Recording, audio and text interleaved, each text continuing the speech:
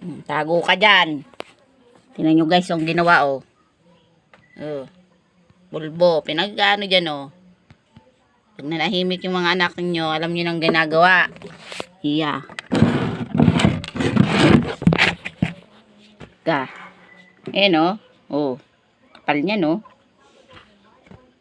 Ginagawa ka lang saglit. Yung anak mo pala may ginagawa na din. Dami niya no. Tingin-tingin ka dyan.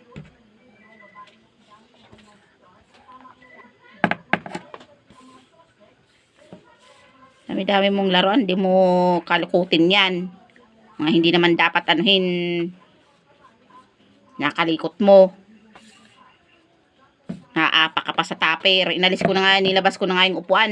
Nagawa ka pa din ng paraan para makaapa ka. Nakataas na lahat, papakialaman mo pa.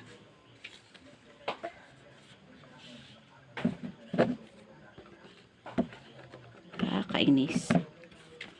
Ganito naman ng anak mo. Ginagawa ka, may ginagawa din.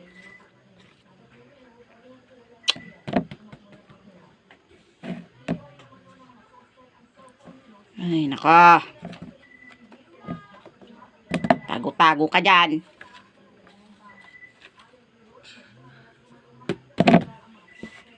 Nahimik ang pulbo dun sa taas. Kinukuha-kuha mo.